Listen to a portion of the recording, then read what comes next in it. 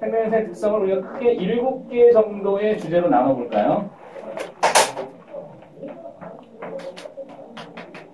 세포로 구성되어 있다. 살아있다면 세포로 구성되어 있다는데요. 이때 여러분 세포가 갖는 특징을 어떻게 정의할 것이냐. 세포를 바라보는 관점. 그것은 나중에 이 두 번째 주제에서 나오게 되는, 세 번째, 네 번째 나오게 되는 것도 마찬가지지만 세포가 모여서 어떻게 개체를 형성하는지 되고 세포 자체에 가진 특성을 세포 소유관에서 이해할 수도 있고 이렇단 말이야. 여기서 한번 비교를 해보자. 바이러스와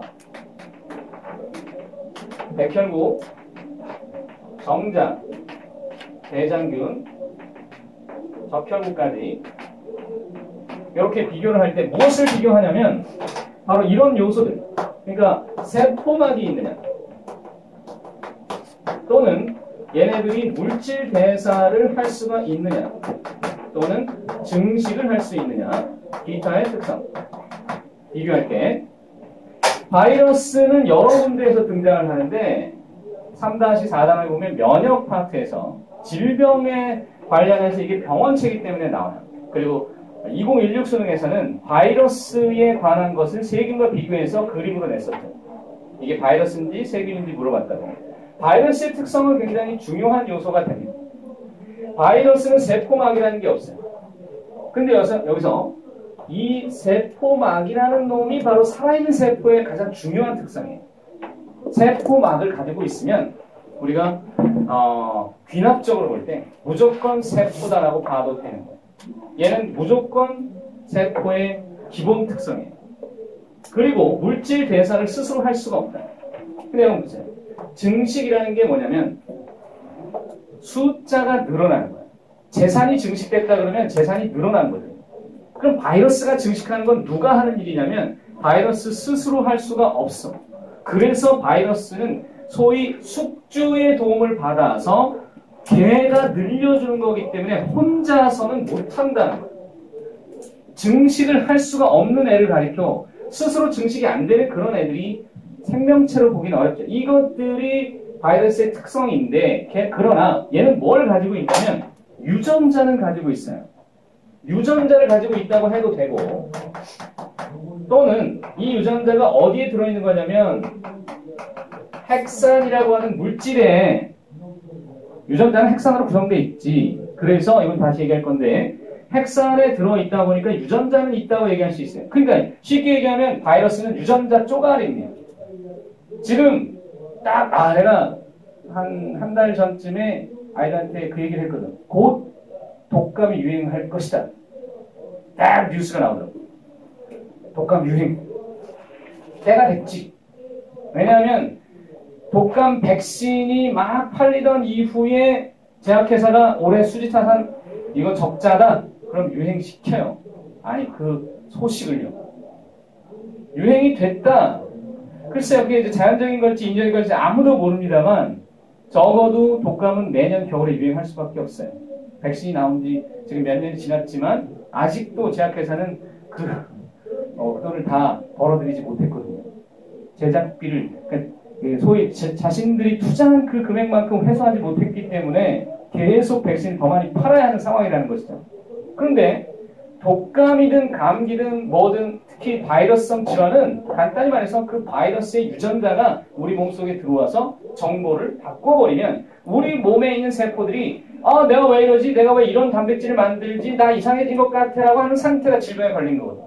근데 우리의 면역력이 떨어지면 그게 발병이 돼요. 감기는 사실 나중에 또 한 번 얘기할 때가 있겠지만 감기나 이런 것들은 흔한 바이러스성 질병은 우리 몸속에 유전자, 그 유전자가 들어있다고 보면 됩니다. 감염이 돼 봤다면 말이죠. 그거는 다시 얘기할 때가 있다. 백혈구라고 하는 놈은 생긴 게 이렇게 생겼는데 얘를 왜 얘기하냐면 이건 면역세포에서 가장 기본적인 놈이에요. 방금 얘기한 면역을 이루는 핵심적인 세포가 백혈구인데 여러분 이게 오해하지 마. 백혈구라고 부르는 것은 면역세포를 사실상 통칭하는 개념이에요. 그래서 백혈구의 식구들의 여러 가지가 있습니다. 백혈구 속에는 대식세포라는 애도 있고 호중구도 있고 그리고 B림프구도 있고 T림프라는 놈도 있거든. 이런 애들이 굉장히 다양한데 얘네들은 상당히 아주 훌륭한 정말 판타스틱한 원더풀한 세포입니다. 우리 몸에서 백혈구 하는 일이 굉장하거든. 심지어 증식을 할 수 있는 애도 있는데 여기서 조금 우리가 정확한 정보를 가지고자 한다면 백혈구가 모든 백혈구가 증식 가능한 건 아니지만 누구는 되냐면 B림프는 증식이 됩니다. 이 B림프라는 놈이 면역세포에서 면역을 다룰 때 다시 한번 등장하겠지만 얘네들은 상당히 중요한 역할을 해요. 이 B림프 같은 애는 스스로 증식이 된다. 심지어 분화도 된다. B림프는 증식도 되지만 분화도 된다고 하는 사실을 기억하시고 그 다음에 정자. 자, 정자는 그럼 뭐냐? 이거는 우리가 흔히 생식세포라고 부르잖아요. 생식세포잖아요. 여기서 우리는 유전의 기본 개념을 잠깐 언급하고 간다. 유전이라고 하는 것은 뭐냐면 부모가 얘를 형성한 다음에 부모가 핵상이라는 게 나타납니다. 보통 이것은 핵상이라고 부르는데 그냥 그런가 보다 하도 됩니다. 이엔 상태에서 바로 얘를 만들고 생식세포를 만들어요. 분명히 얘기했어요. 잘 모른다고 일단 순간 거기서 나만 모르냐고 생각하지 마세요. 어차피 다 모릅니다. 수능에서 만약에 가계도 어렵게 나오면 여러분만 어려운 게 아니에요. 다 어렵습니다. 근데 꼭 그 생각한다. 나만 모른다고 큰일 났다고 엄마 미안해요. 왜 너만 모를 거라고 생각해? 자격지심이 너무 강한 거야. 그래 내가 잘 못합니다. 아이 괜찮다니까 그냥 그런가 보다 해. 선생님 이거 너무 쉬운데요? 그렇다면 더 잘 안지 생각해보라고. EN이 N이 되고 얘가 EN이 N이 되는 것이 바로 감수 분열인데 그러고 나서 만나면 이것을 우리는 수정이라고 해요. 만나는 것을. 수정되고 나면 EN이 됐을 때 얘가 자손이죠. 부모와 자식 간의 관계를 표현하는 게 유전이에요. 여기에서 일어나는 일이 감수분열인데 이거 분명히 생식세포가 얘를 말하는 거예요. 생식세포적 개념만 이해해도 이것만 잘 이해해도 유전은 그냥 끝납니다. 왜냐하면 정자의 생식세포 유전자형과 난자의 생식세포 유전자형을 잘 알면 둘이 더하기만 하면 돼요. 그럼 자손이거든. 이 과정은 아무런 일이 일어나지 않고 그냥 합쳐지는 것 뿐이거든. 따라서 뭐가 핵심이냐면 이걸 잘 모르겠다가 이 과정을 모르겠다가 이 과정을 유전은 이 과정을 잘 모르는 거야. 왜 이게 이렇게 다양해요? 이거 왜 이렇게 된 거야가 여기서 나오는 거기 때문에 유전을 잘 안다는 건 얘를 이해하는 것 같아요. 이건 생식세포이기 때문에 세포학이 있고 물질대사를 잘 합니다. 왜냐면 여기에 미토콘드리아가 있어요. 그리고 얘는 증식을 할 수가 없다는 점인데 정자가 증식한다는 말은 무슨 뜻이냐면 정자가 커진다는 거예요. 그렇지 않지. 정자는 증식을 절대로 못하고 뭐만 하기 위한 거냐면 수정하기 위해서 만들어진 세포다. 근데 얘네들 뭘 가지고 있냐면 방금 얘기한 것처럼 핵상이 N이에요. 핵상이라는 말은 염색체의 상태를 이르는 말인데 요것 또한 유전에서 우리가 다뤄야 될 중요한 주제예요. 다음 시간 정도에, 다음 주 정도에 보게 될 텐데 핵상은 두 가지밖에 없습니다. 여러분 어렵게 생각하지 마시고 여기 보세요. 두 가지 중에 하나예요. 체세포 단계는 EN이고 체세포 단계 EN이고 생식세포 단계는 N인 것입니다. EN 또는 N밖에 없어요. 핵상이 체세포 단계에서 EN, 생식세포 단계에서 N인 것이다. 대장균 나왔죠. 여러분이 대장균은 역시 마찬가지로 올해 2016 수능에서 나왔었던 주제라고 했는데 대장균은 세포입니다. 원핵세포라는 거예요. 원핵. 결론적으로 봐서 원핵세포라고 부르는데 이 원핵이라는 말은 무슨 뜻인 거 아니? 핵막이 없는 세포인데 생활에서는 그다지 중요하게 다뤄지진 않습니다. 그러나 그 용어를 알고 있는 사람과 그렇지 않은 사람의 차이는 문제에 나왔을 때 이거 뭐지? 뭐지? 하면서 당황하거나 그렇지 않거나의 차이입니다.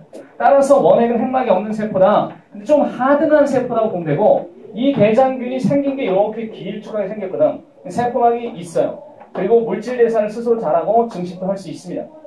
살아있는 세포이기 때문이죠. 이 대장균이 근데 여기서 중요한 용어 하나를 던지는 거예요.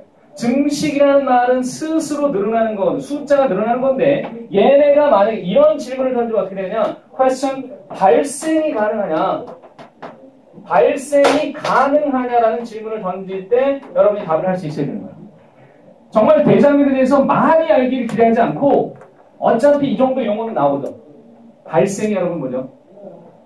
발생이라는 것은 이겁니다. 세포가 모여서 조직되고 기관되고 개체돼가는 과정을 발생이라고 해요. 네? 그러니까 대장균은 발생이 가능하냐는 질문에 대해서는 당연히 답이 뭐냐면 그렇지가 않다. 발생을 못한다는 건 개체라는 개념이 없다는 거예요. 그런데 다시 질문이다. 그렇다면 방금 얘기해서 대장균은 안 된다 그래서 그지? 대장균은 발생이 없다. 근데 EBS에 나왔었던 문장 하나 곰팡이는 발생이 가능할까요? 어떨까요? 됩니다. 곰팡이는 개체가 있다는 거예요. 개체라는 건 무슨 뜻이냐면 그냥 쉽게 얘기해서 온전하게 우리가 눈으로 볼 수 있는 그러니까 육안으로 확인할 수 있을 정도의 얘 곰팡이네 얘 쥐야 얘 사람인데 얘 원숭이야 라고 하는 거 있잖아. 그런 것들이 개체야. 근데 세균은 여전히 죽을 때까지 그냥 무조건 하나의 세포잖아.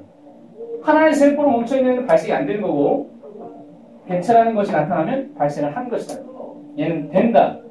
적혈구는 얘네들은 그냥 세포막이 있고 물질 대사를 잘 해요. 그러나 증식을 안 합니다. 이거는 증식을 안 하는 세포인데 특징적으로 이렇게 증식 안 하는 세포가 우리 몸에 있긴 있어요. 왜냐하면 얘는 핵을 아예 상실해버린 상태이기 때문에 핵이 없어요. 무핵 상태로 100일 정도 살다가 죽습니다. 자신의 일만 하다가 죽는데 적혈구 같은 경우는 수능에는 잘 안 나오는 게 왜냐하면 수능에서 이제 그 호흡 파트 3-1단원의 호흡 파트를 잘 내지 않아요. 얘가 원래 하는 일은 뭐냐면 산소나 이산화탄소를 운반하는 역할을 하는데 그것만 본다면 사실 비중이 굉장히 높지만 수능에서는 내지 않는다. 단지 그냥 그렇구나. 적혈구가 이렇게 생겼고 운반을 하는 거구나. 우리 몸속에 피가 적혈구가 되기 때문에 적이기 때문에 빨간 거야. 그 빨간 건 철 때문이고 철 이온이 많아져서 빨개서 이 적혈구가 우리 몸에 돌아다니니까 피가 빨간색이다. 세포에 관해서 우리가 이 정도 얘기하고 자 그러고 나서 밑에 필수에 대한 우리 답을 찾을 수 있는데 바이러스가 들어가는 순간 공통적인 현상이 없어져요. 바이러스와 백혈구와 대장균의 공통점이 될 수 있는 것은 유일하게 얘네들 공통적으로 바이러스, 백혈구, 대장균의 공통점은 핵산을 가지고 있다. 핵산을 가지고 있다는 건데 핵산은 영어로